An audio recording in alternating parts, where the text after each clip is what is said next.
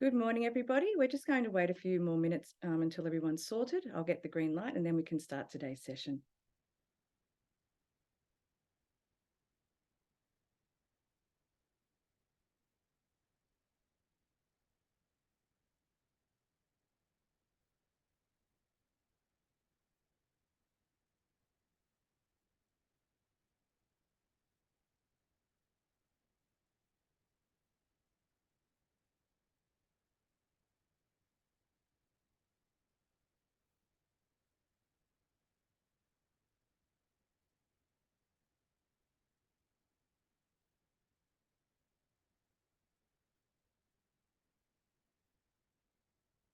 It's a little bit longer.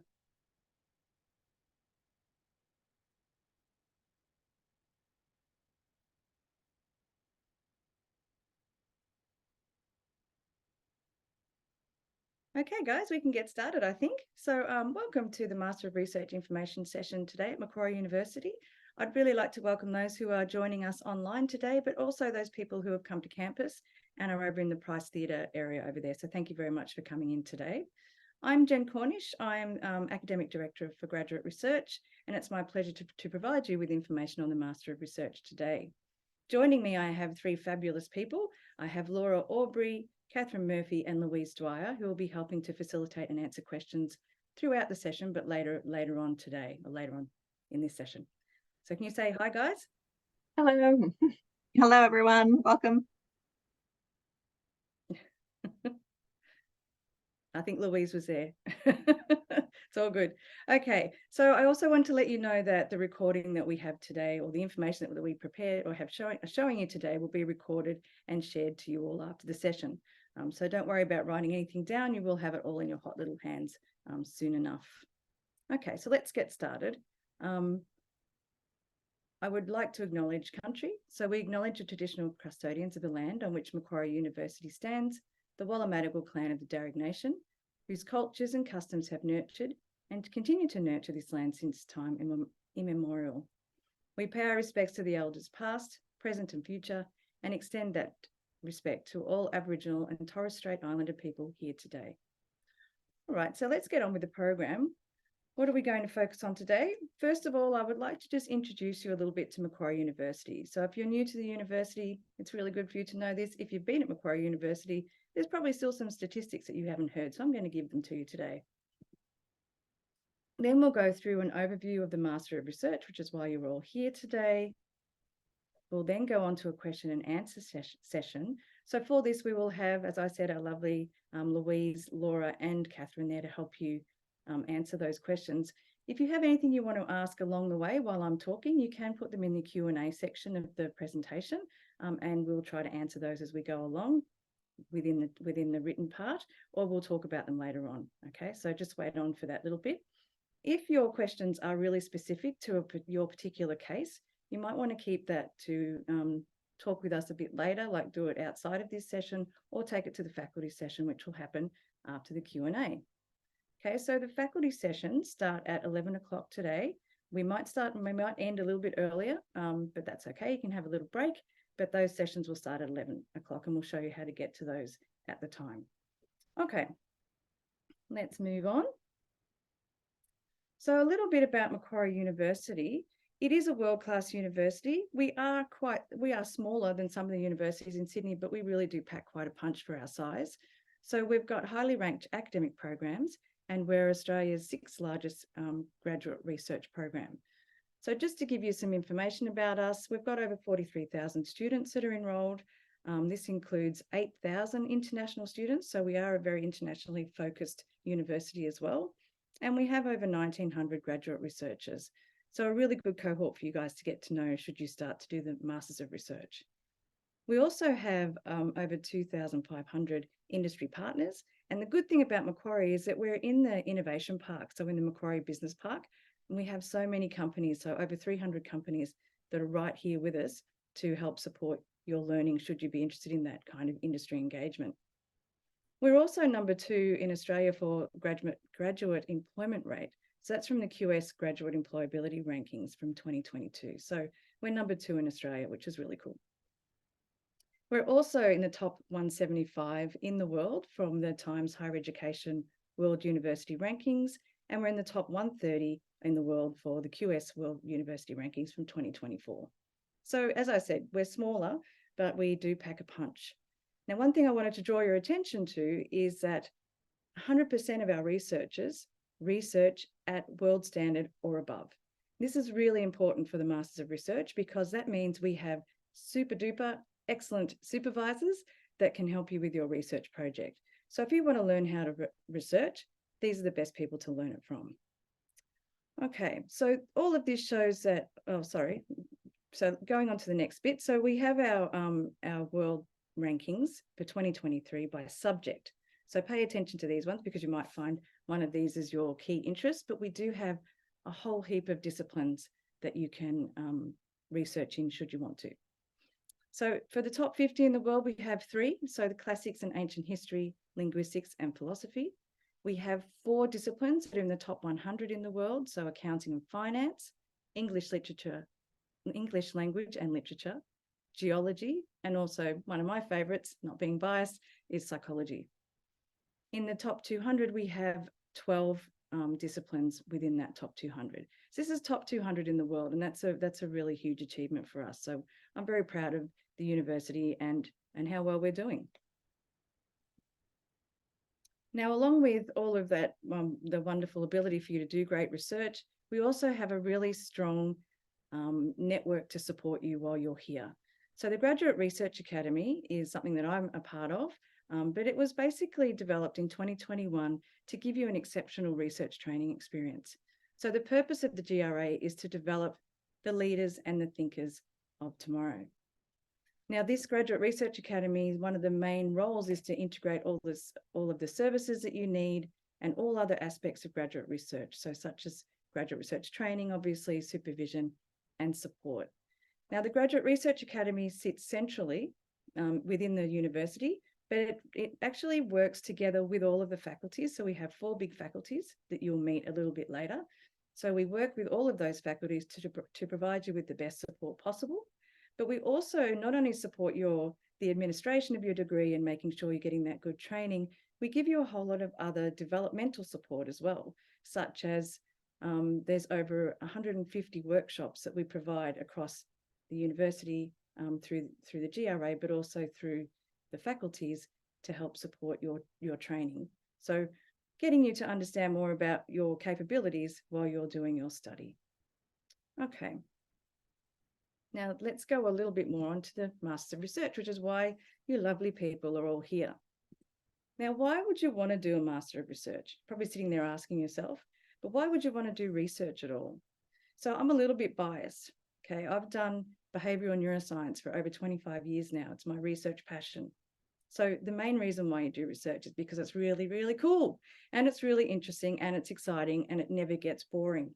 So research is really interesting, really cool. You exercise your brain, you expand your creativity. It's one of the best things you can do, in my opinion, but I am biased, as I said. It's also really rewarding. You discover things that are only you've discovered, and those little things that you discover help to improve the knowledge of the world, okay? Everything you do has an impact. It may be a small impact, it could be a huge impact, but it all does contribute to the world's knowledge. So it's really important. And the best thing is that you make a difference while you're doing something that you really love, okay? So it's really, really important. Also, you can enhance your career progression by doing the Master of Research because it gives you those extra skills that you might need in your particular career. So let's just look at a little bit of an overview. The Masters of Research is a 2-year degree. It is a unique combination of advanced coursework and research training, which we'll talk about a little bit later. As I said, it's 2 years. You can do this full-time or part-time, and it's a research training program. It's offered in 2 identical forms. So it could be, if you're a domestic student, you're basically it's a 2-year degree. The first year is a Bachelor of Philosophy, and then the second year is your second-year Master of Research. But together, it is the Master of Research. So you go into that degree, you're just enrolled in the Bachelor of Philosophy to start with. The international students go straight into the Master of Research for years 1 and 2, okay? Upon completion of your year one in the coursework part, you'll then progress to completing your main research project. Okay, so that's a very quick overview of what the MRes is. Now, the MRes, there's also lots of other reasons why you should do it. So it's a great degree to give you a head start for research-related industry careers. It can formalise the research skills that you want, and you can use it to investigate your important research question. So there's a lot of things here on this page. I'm going to take my time going through them because it's important you understand what the MRes can deliver for you. So with the MRes, you can enhance your employability skills, and I kind of touched on that before. So in this way, you can build your knowledge and gain some of the most sought after skills in the workplace. So often workplaces are looking for enhanced critical thinking or analytical skills, or even project management skills. By doing the MRes, you'll have to manage a big project in the second year, right? So you'll learn how to do those skills. You can also unlock your exceptional talent. So as we're talking about those skills before, there are also a lot of transferable skills, and this will help with your academic success. It can help equip you as a researcher and enable a seamless transition to your career. So particularly if you want to go on to a PhD, you don't have to, but you can. This is a really good way to get that, basically get on the ground running so that you can complete your PhD faster. I've already mentioned about the passion. So ignite your passion. You can study whatever you like with a supervisor that's going to help you to do that. So you can follow your passion, define your own research topic, and satisfy your curiosity to discover more. You can also tailor that a bit too with your advanced coursework or advanced disciplinary units. Okay, so you can research in an area of your interest, but you've also got these academic advanced disciplinary units that can help support that. There's also a huge thing here, worldwide recognition. The MRes, the Masters, is recognised worldwide. Honours degrees are not recognised worldwide, okay? So you might have a bachelor's and an honours, but it's nowhere near as impactful as having a bachelor's and a master's of research. The world will recognise that you have really high-level training, and that will be really good for you to progress through your career. Okay, so you can graduate with a portable and internationally respected qualification, which is also the benchmark entry point for PhD programs worldwide. They'll all recognise that you've got the training and you can do your PhD overseas. And we do have a lot of opportunities for working with our international partners, either through co-tutel degrees and joint degrees, should you want to do that for your PhD. And last but definitely not least is to be supported financially. So Macquarie University has some really generous scholarships to support your journey.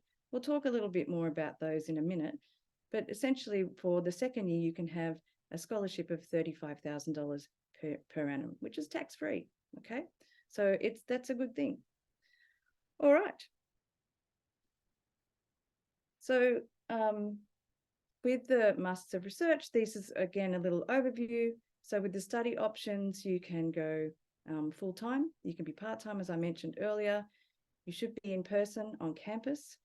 If you're in MRes Year 2, this can be off-site, but that's subject to approval. So you just have to make sure you make a case for why that's necessary. Now, the 4 faculties you're going to meet, you're not all going to meet all of them, but you'll go to the one faculty that you want to talk to. So those 4 faculties are super, for one, but we have the Faculty of Arts, we have the Faculty of Science and Engineering, the Faculty of Medicine, Health and Human Sciences, and we also have Macquarie Business School. Now, I've talked about some of the benefits, but let me just reiterate some of those again. So you're going to have a really strong background for endless employment opportunities because of all the skills that you learn, but also the other workshops and developmental opportunities that are available to you while you study at Macquarie University. The research training program is consistent with international pathways, so it makes travelling around the world to do your degrees, should you want to, a lot easier. And if you aspire to, you'll be well equipped to complete a PhD in 3 years, which is well short of the national average. So in general, our students will finish their PhD. So people that have done their MRes and they go into their PhD at Macquarie will finish their degree with just over 3 years. If you're elsewhere at another university, it takes over 4 years. So it's really important. The MRes gives you that really fundamental research training to help you do really well in your PhD, if that's the pathway you choose. Now, we also have, there's lots of pictures here on the side that are showing all the cool facilities and things that we have. So Macquarie University does have state-of-the-art facilities for a lot of the research that we do. And we also have, as I said, the industry links as well that you can link into and get some experience with industry, or you can have some linking in with our international partners. You can go on MRes exchange if you choose to. And we also have, if you have a fantastic idea that you basically work on during your MRes and you can commercialize it, we have everyone on the ground here to help you do that. So we've got all the right people in the right place to help you reach the goals that you need. Okay. Now, what I'm going to do is go to an example of one of our researchers. So just hold on a second now. So this is Sally, and she has done some research in basically to look to provide the foundations of a founder fossil project. So I'm going to let you listen to what Sally has to say, and I'll have a little break. When I was really little, like every other 4-year-old on the planet, I really wanted to be someone who studies dinosaurs. So I think I definitely have the dream job now of digging up dinosaurs. These guys have taken away so much of the hoodoo, and then the dinosaur is under this white thing over here.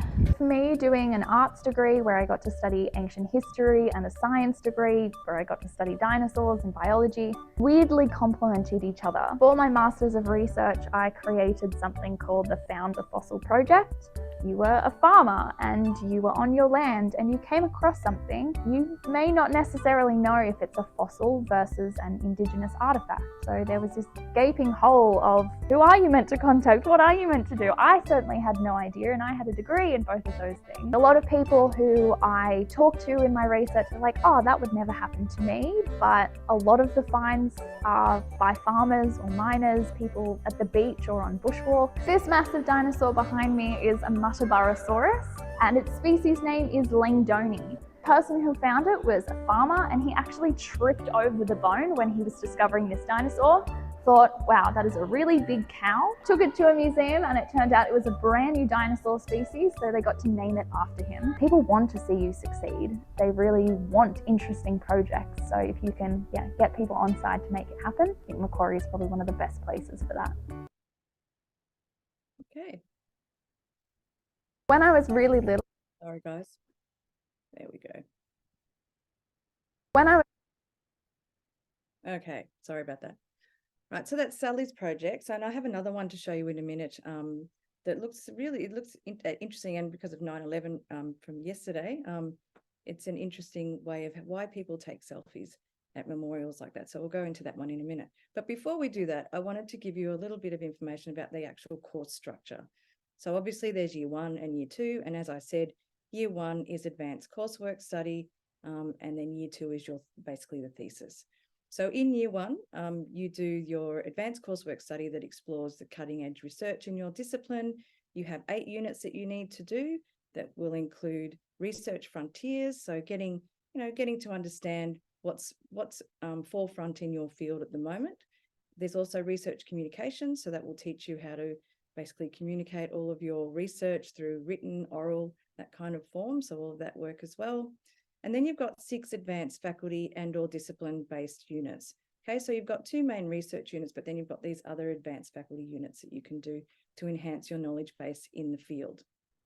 The enrolment pattern will vary according to your faculty, so that's why it's important that you go to the faculty session after this, because you can ask those questions about your particular field of interest.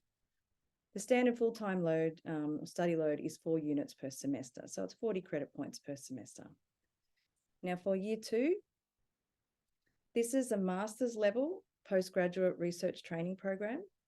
So for this, basically you get to specialise in the research that you're passionate about, that we talked about earlier. It could be anything that you like. It could be looking at behavioural neuroscience, like I mentioned before. It could be looking at the dinosaur bones. It could be looking at geological formations, all of those kinds of things. We've got lots of stuff that you can look at, as you can see. Okay, so this year you specialise in the preparation and focus on the specific research project. Then you'll deliver a thesis on your area of expertise, and that thesis is 20,000 words long, okay? In addition to that, you'll have a couple of other milestones that you'll need to complete, such as Research Frontiers 2, a literature review, research methods, and research planning. And again, this will be a little bit different depending on the faculty, but the basic framework is similar across faculties. All right, so now we're going to pop along and have a look at Amanda. So Amanda's study. So here we go. You ready? If you are in that position where you're not too sure what you want to do next, you're thinking about it, you might be stuck in a job that you don't really like me, the perfect thing to consider. So I would just go for it. In the media, we often see a lot of criticism around those people who go to memorials and take selfies. This really fascinated me after a trip to the New York City 9/11 memorial last year, where I saw so many people with selfie sticks in their hand, and I was wondering, why do people do this? What's this all about? So I decided to do some research of my own throughout the MRes program, and I figured out that it's actually a really nuanced cultural practice that goes beyond what we consider to be a traditional selfie, and that really interested me. I look at how do people actually self-represent on Instagram and other social media platforms when they're at memorial sites. What are the kinds of things that they say in captions, and how do they show their experience in that place? And let me tell you, it's not what we think it is. I've definitely faced more than a few challenges during this time, and I think a lot of that comes down to imposter syndrome. You know, where I grew up in part of regional Australia, we didn't really have uni as something that people did. There were a few of us that went to university out of my high school, but doing a PhD, doing a research degree definitely wasn't something on my radar or something that I even thought would be possible for someone like me growing up back all those years ago. So I think being able to kind of lean into when I'm feeling insecure about my research and just remembering that I'm on this path for a reason and everything's going to work out is, I think, the best way that I've been managing that. And also just having such a great community of people around me to fall back on. I have an amazing supervisor, Dr. Jane Simon, and her support has been so wonderful throughout this entire process, as well as the rest of the Graduate Research Academy that we have here at Macquarie. I definitely have advice for anybody that's thinking about doing a Master of Research, and I think it's just go for it. Excellent. If you are in that position, Not sure why it does that, guys. I apologize profusely, but that was great from Amanda. Thank you, Amanda. All right, so hopefully you're a little bit interested in doing the Masters of Research, and that's why you're here today. But let's talk about some eligibility and entry requirements. So as I've said, the MRes is a 2-year degree. So you have the first year and the second year. These are also entry points. So you can enter at the first year, obviously, or some people can come in at MRes year 2. So I'll talk about that a little bit later. So here we have in the pink background, we have the MRes year 1 requirements. So this is a coursework year. So in order to get into MRes year 1 or the Bachelor of Philosophy or BPhil, you need a bachelor or higher award from a recognised institution. The Macquarie graduates, so from 2020 when we changed to WAMs, they need a WAM of 65 plus and a WAM of 70 plus at or above 3,000 level. So just be careful with that as well. So the levels or the requirements do depend on some disciplines. So make sure that you check out the higher entry requirements for some of those disciplines. And you can ask the faculty representatives about those particular units. All other applicants, they have a minimum overall GPA of 4.38 on a 7-point scale and a GPA of 5.25 at the final year level, so in the 3,000 year level. A research statement is required because we need to know what it is that you want to study in your second year. So if you could just give us a couple of sentences that outline your area of interest, then we're able to align you with a potential supervisor for year 2, okay? Now for MRes year 2, which is your thesis year in the grey background, you can apply for recognition of prior learning for the first year. So for example, if you have an AQF 8 degree or you've done honours or coursework masters, then you can actually come into the MRes at the year 2 level. So you skip the first year and you get the research training, further research training in year 2. Okay, so you can come in that way. For this one, however, at year 2, we need a better research proposal, something that's a bit more meatier, a bit longer. So another, maybe about a page where you give us your research proposal to help us identify potential supervisors for you as well, okay? So throughout if you do start in first year, we will learn about you as well to help you find a supervisor. But it's just to give us an idea that we actually have the discipline that you're interested in when you apply in the first place. Now, we also need to make sure that we have a high level of English language proficiency. So you need to demonstrate that, and there's rules around how you do that. So I won't go into that right now. Okay, so let's talk about the fun stuff, which is the money. So with the domestic students, we have, this is showing you the scholarships, but also the fees that are involved. So for the first year, scholarships are given as $5,000 stipend in session 1 to eligible full-time domestic students. So you need to have a GPA of 6 out of 7 for non-Macquarie students and a WAM of over 80 for Macquarie students. And this, in session 2, you'll also get a $5,000 stipend awarded if you get over your 80, a WAM of 80 in the first session of the first year of the degree. All of the fees here for the domestics are available on Commonwealth supported places. So the fees are basically supported, okay? In year 2, for the actual thesis year, we have the bigger scholarships. So a 1-year stipend for the highest performing students. It is a competitive process to get one. So they're $35,000 per year for the 2024 rate. We can provide packaged or bundled scholarship offers of 1+3. So that basically means MRes year 2 plus the PhD, you can get a bundle scholarship. And this is conditional on completing the MRes year 2 as part of your research training pathway. Okay, for the fees, they are offset by research training program, so RTP funded. So it's a tuition fee offset. So you don't have coursework fees, for example, because it's research training. Okay, so that's for domestic students. Let's now go to international students. So the international students, you have fees. We'll do the fees up front.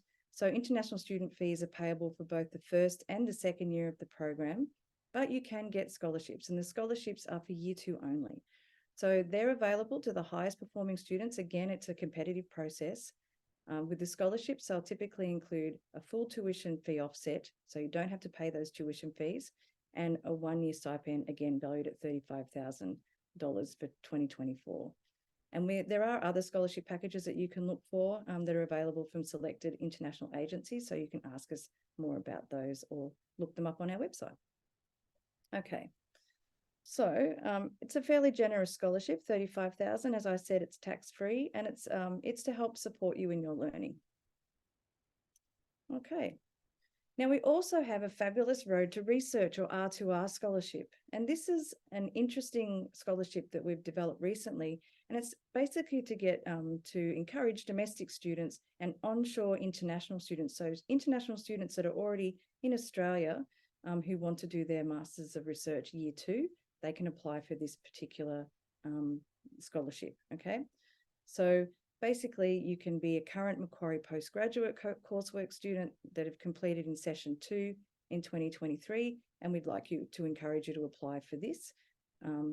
Or if you're, anyone doing anything cool and can come into that, that'd be good. If you're an onshore international student or a domestic student that has that qualification, you can come in and apply for an R2R.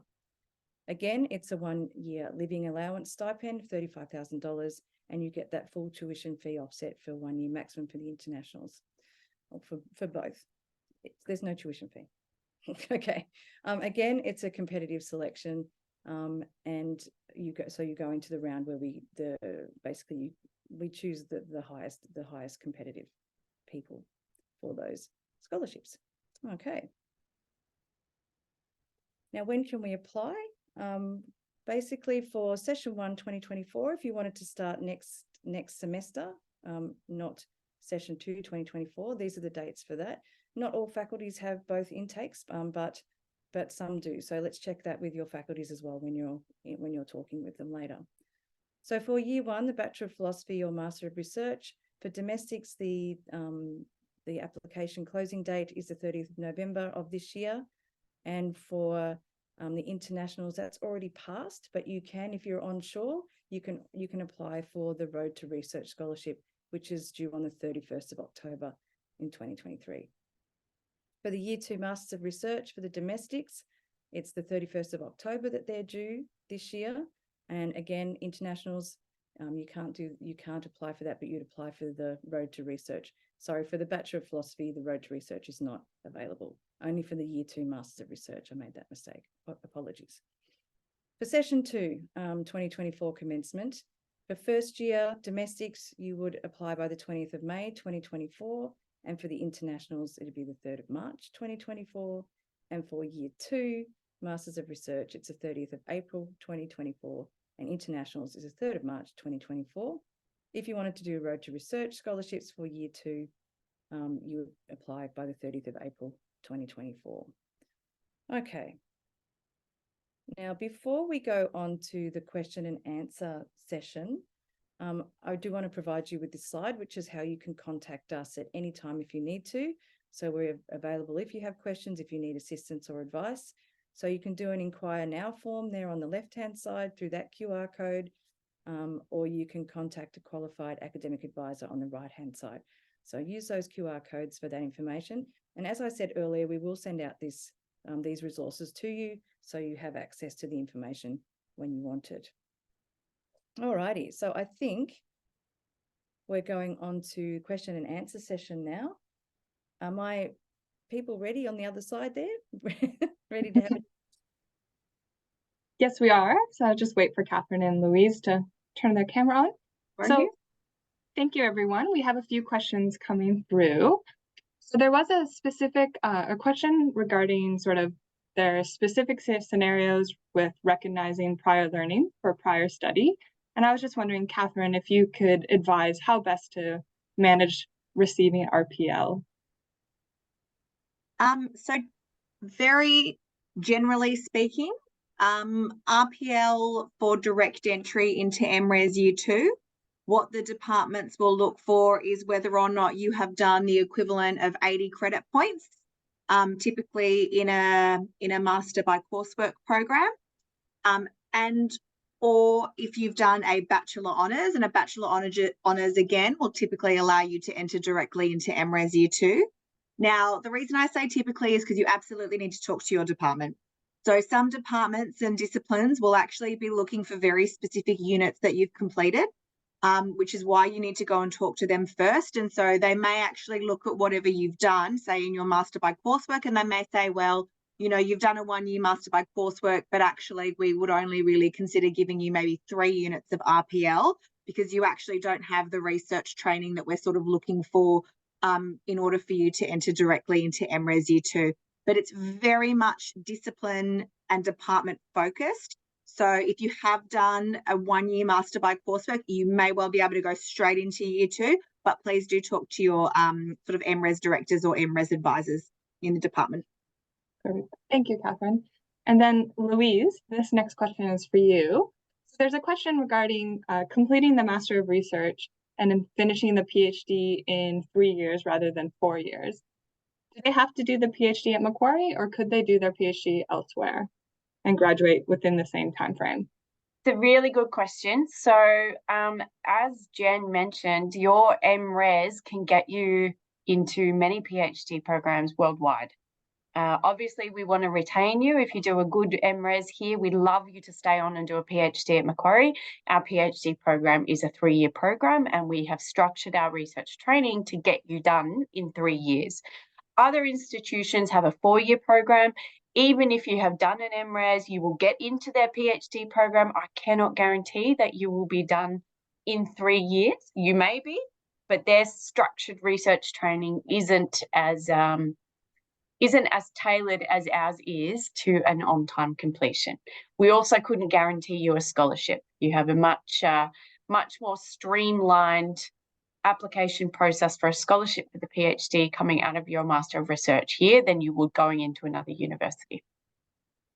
Thank you. And then, Catherine, we have some questions regarding GPA. So how do you convert GPA from UK results, like first class honours, second class honours, etc.? It's a very good question.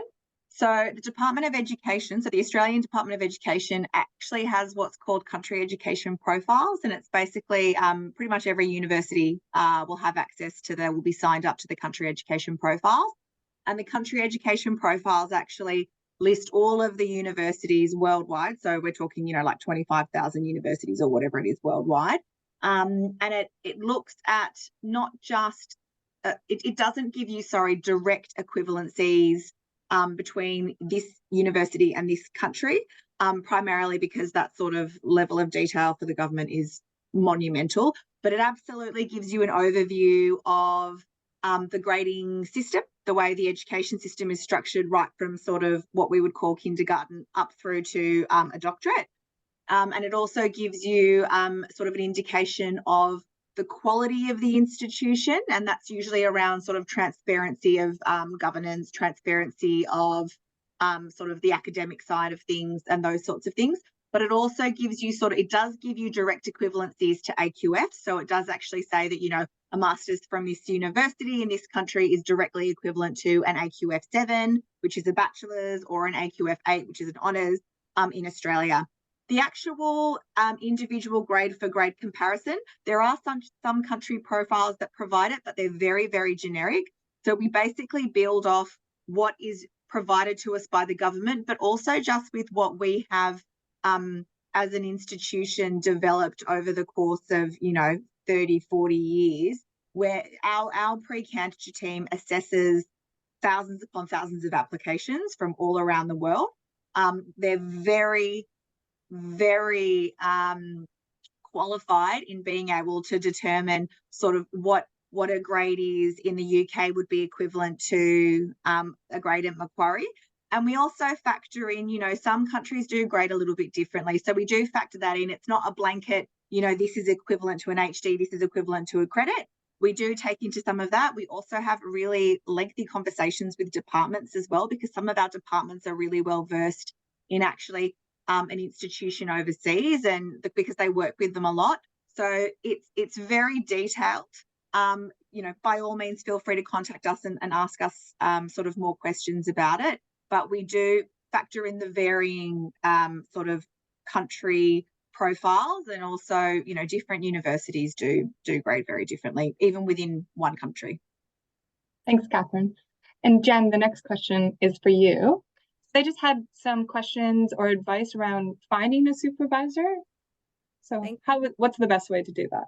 Well, I think the best way is to look at Find My Supervisor. So on our website, we do have a Find My Supervisor page that you can put in an area of interest, and those supervisors will pop up. Otherwise, we do have a lot of pages on Pure, which is our research profile. So you can go in and have a look to see what kind of research we do. So that would be the best way to do it, I would say. Perfect. Thank you. Catherine, you're up again. So if they do not obtain a scholarship, what are the fees for year 1 and year 2? And noting that there is differences for domestic and international students there. Yeah. So for domestic, for the Bachelor of Philosophy, which is the year 1 in the domestic space, I don't know exactly what your fees are, because it will absolutely depend on the units that you select. There's sort of different bands associated with the units you select, but it's Commonwealth supported. So there you can actually plug that in. There is a Commonwealth supported, I think there's a fee calculator online that you can actually plug in what units you're thinking of taking, and it can give you an estimate. And I believe also the CSP, you can also defer that with the helpline. I think it's still called the helpline. Then year 2 for domestic students is RTP funded, which is Research Training Program funded. And what that means is it's fully funded by the government. So for a domestic student, year 1, you absolutely need to pay a contribution towards your fees if you're CSP supported. But if you're a year 2 domestic student, there's no student contribution whatsoever. The government pays for it via their research training program. If you are an international student, it is fee paying for both first and second year. We do have them published online. They will vary between $80,000 to $90,000 for the 2 years. But like I said, it's all published online, and we can share that at the end as well. Perfect. Thank you. So there's just quite a few questions coming through here. So I'm just going to the top, and just to reiterate, you can apply directly to the MRes year 2. Can we just, I guess, restate what the entry requirements are to get direct entry to MRes year 2? Not sure if Catherine or Louise or Jen, which one wants to take that one?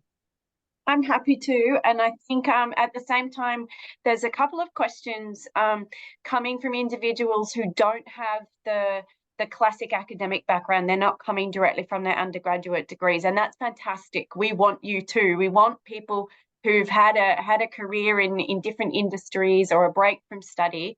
So to go directly into the year 2 of the Master of Research, you need to have either finished an honours degree in Australia. So that would be an Australian Qualifications Framework AQF 8 level degree.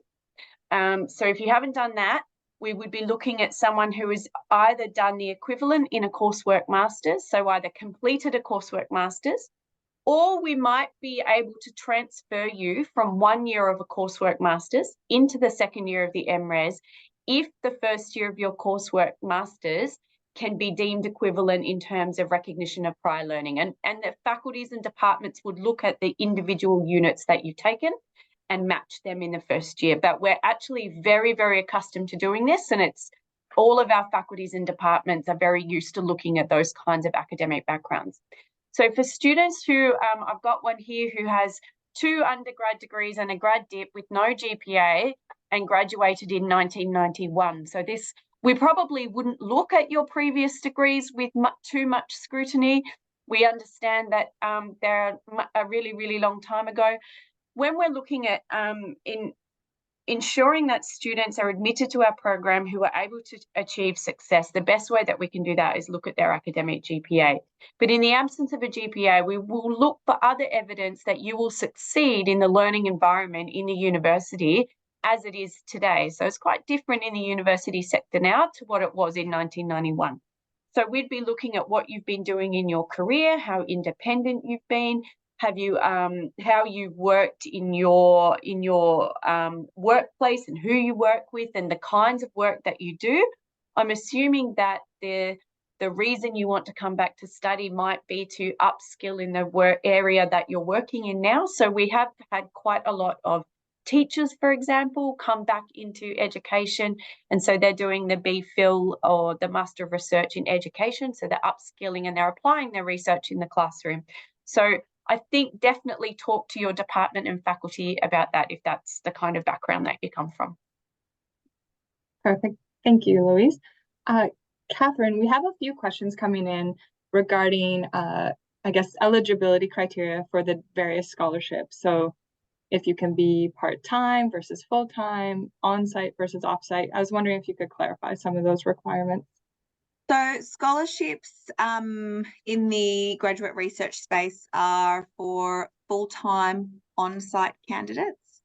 Now, there may be very few exceptions where, for example, an applicant is actually located off-site because their research project requires them to work with industry, and the industry partner is, and the industry is not actually located in Sydney.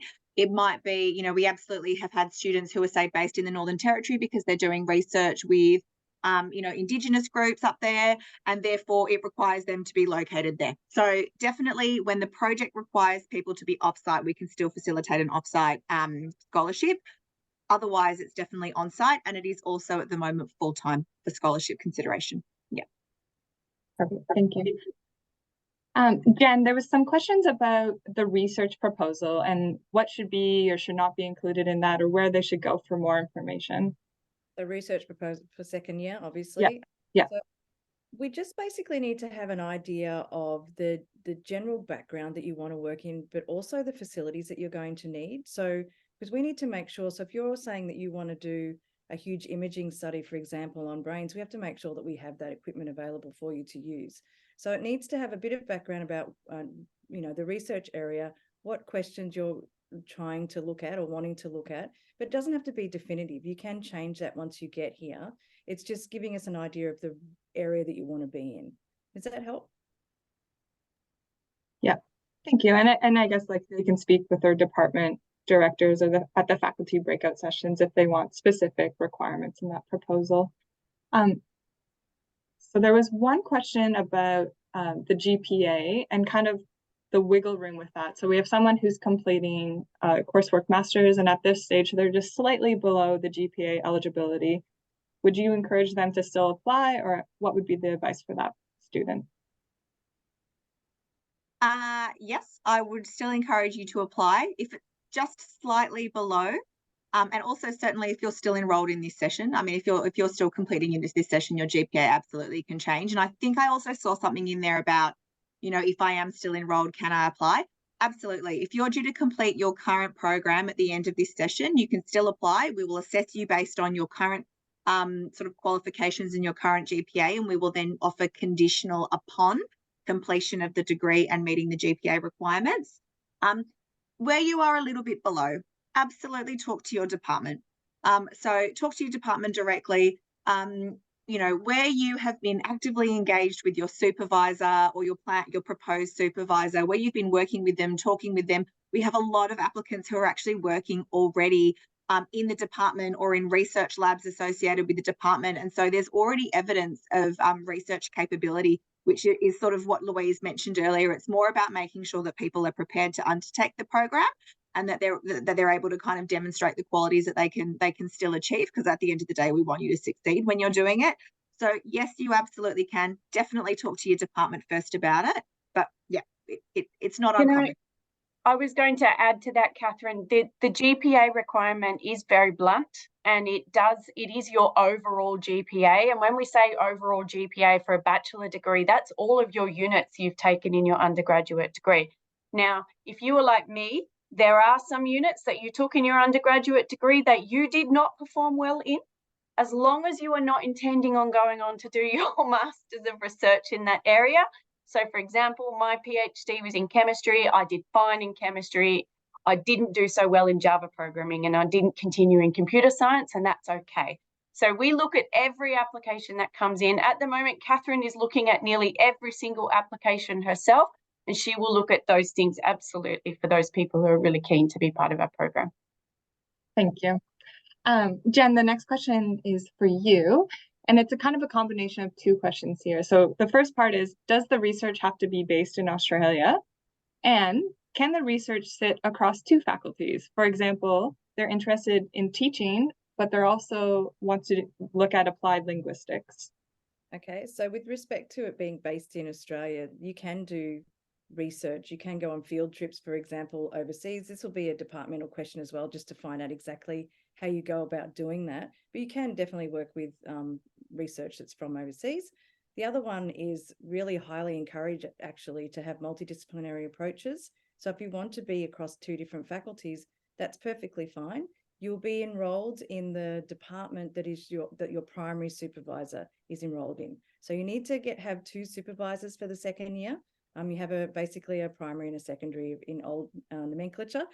So you'll be enrolled in the primary supervisor's department, but you can definitely work with the other faculties as well. And then there's a question about the BPhil or MRes Year 1 stipend for domestic students if they meet the WAM requirements. Do they still get that if they enroll part-time? Sorry, the question was around the scholarship. For Year 1 students for the $5,000, is it full-time? Full-time, yep, full-time enrollment. Yep. Which is 3 units. Yes. 3 units, it's full-time. Yes. Yeah, so full-time load is 3 units or more. Yeah. So typically, to complete your degree, your standard enrollment pattern will look like 4 units and 4 units. But actually what's classified as a full-time study load is 3. So yes, if you're only enrolled in 3 units in that session, it would still be classified as full-time. But obviously if you do 3 units and 3 units in session 1 and session 2, you're still missing 2 units that you're going to have to do, and you'd be doing that part-time subsequently in the following session. Certainly talk to your departments though about enrollment plans and what that looks like. But yep, scholarships for the BPhil as well is still full-time enrollment. Thank you. And there's a question about the BPhil exit award. So how does that work? And is it 2 qualifications, the BPhil MRes? So if we could just clarify that, Louise or... I can speak to that. So domestic students, when you apply for your Master of Research, in the first year, you will be admitted to the BPhil. And we do that so that you can access the Commonwealth supported place. When you finish your BPhil, we don't award you the degree. We transfer you straight into the Master of Research. Now, if you want to leave the program at that point and not go on to MRes Year 2, that's okay. We'll be sorry to see you go, but we can award you an exit degree. And we have a few students that choose not to go on and they get their BPhil. Thank you. And then just to reiterate, can you start an MRes mid-year? In other words, at the start of semester 2? It depends on your department. So year one intake, so BPhil or MRes year one, MQBS and arts typically don't have a mid-year intake. But again, talk to them first, because it will, I mean, if you actually end up getting a little bit of RPL, it might actually be that you can commence in session 2. So absolutely talk to them. And then for the Master of Research year 2, it's a little bit more flexible because again, it's sort of more down to supervision availability. But absolutely talk directly to your department. But if you're looking to go straight into, you know, your full first year, so you're planning on doing your full 80 credit points, you're not getting any RPL, typically session 2 is only offered by FSE and FMHHS, and arts and MQBS, you usually have to wait until session 1. But definitely talk to them directly in case there's, you know, RPL or other unique circumstances. Thanks, Catherine. And then they've asked a question if they can submit their application before finding a supervisor. So I assume that would be for MRes year 2 direct entry applicants, because in BPhil year 1, you wouldn't need the supervisor yet. Yeah, it's absolutely, yeah, definitely BPhil year 1, you don't need to, BPhil MRes year 1, you don't need to have secured a supervisor. MRes year 2, we encourage you to contact a supervisor first. It, in terms of it being a mandatory requirement, it is only mandatory in the Faculty of Medicine, Health and Human Sciences. So FMHHS, you absolutely need to have a supervisor who's agreed to supervise you, and you actually will need to upload that to your application. But for FSE, MQBS and arts, it's not compulsory. It is encouraged, but it's absolutely not compulsory. So please don't be afraid to submit an application. And then there's a question about I guess the work that's in addition to the thesis in the second year of the program. So if they were to enter directly into MRes year 2, would all the work, so for example, your research frontiers, your literature review, and your methods be with your supervisor? Jen, I was just wondering if you could expand on how that works for year 2. So there's actually, so it is with your supervisor, but it depends on, it depends on the faculty and the department, but they'll have certain times or certain milestones throughout the year where you need to provide those, like the research frontiers 2 assessment that you need to do, or the proposal or the literature review. They're kind of signposted throughout the year, and it will shift depending on like when you start. So basically you still have to do all of those requirements, and you work with your supervisor to do those requirements, and it'll depend on when you start in the year as to when those requirements are due. Does that make sense? Okay. Perfect. And then, oh, hello. Do you want me to answer one? There's one there about the research training program offset and international students. So the research training program offset is part of the research block grant that universities get to support research training. And we have a bit of flexibility on how we use that block grant. We can use it to support international students, but there is a very strict cap on how much we can use on international students. So what we actually do at Macquarie is we have another scholarship scheme of equivalent value that covers all of your fees for international students, and we call it the International Macquarie Research Excellence Scheme. So when we open our scholarship rounds, we will call it the Research Training Program Offset and MRes, and you can apply for everything through the same round. And depending on the year and our budget and where we are on the cap on our international students, we will normally offer an MRes, but it's the same value and the same conditions as the research training program.